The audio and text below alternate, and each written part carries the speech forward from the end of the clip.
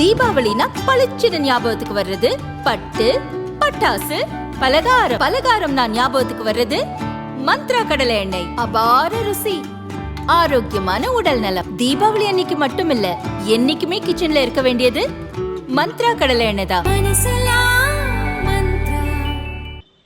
உத்தரப்பிரதேச மாநிலம் அயோத்தியில் இந்து கடவுள் ராமர் பிறந்து ராமஜென்ம பூமியில் பிரம்மாண்ட ராமர் கோயில் கட்டப்பட்டுள்ளது. நாட்டின் பல்வேறு பகுதிகளில் இருந்தும் வெளிநாடுகளில் இருந்தும் ராம பக்தர்கள் இங்குள்ள பாலராமரை தரிசிக்க வருகின்றனர்.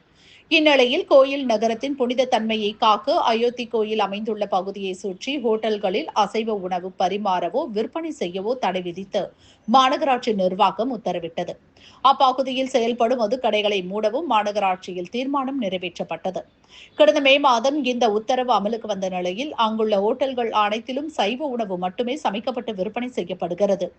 இந்த நிலையில் 15 கிலோமீட்டர் சுற்றுவட்டாரத்திற்கு வெளியே செயல்படும் அசைவ உணவு கடைகளில் இருந்து உணவு டெலிவரி செய்யும் நிறுவனங்கள் மூலம் ஆர்டர் செய்து வாடிக்கையாளர்கள் சிலர் அசைவ உணவு சாப்பிடுவதாக புகார் எழுந்தது. இதற்கு அயோத்தியில் உள்ள உள்ளூர் ஓட்டல் நிர்வாகமும் துணை போவது மாநகராட்சி நிர்வாகத்திற்கு தெரிய வந்தது.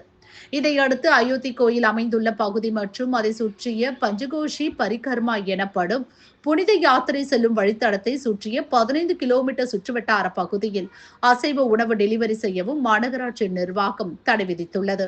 இந்த தடையை மீறும் டெலிவரி நிறுவனங்கள் அவர்களை ஊக்குவிக்கும் ஹோட்டல் நிர்வாகத்தினர் மீது கடும் நடவடிக்கை எடுக்கப்படும் என அயோத்தி மாநகராட்சி நிர்வாகம் எச்சரித்துள்ளது.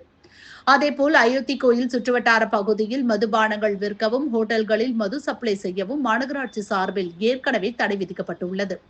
அப்பகுதியில் செயல்படும் மதுபான கடைகளை மூட மாவட்ட நிர்வாகத்திடம் அனுமதி பெற வேண்டியுள்ளதால் அதற்கான நடவடிக்கைகள் மேற்கொள்ளப்பட்டுள்ளதாகவும் மாநகராட்சி அதிகாரிகள் கூறினர்.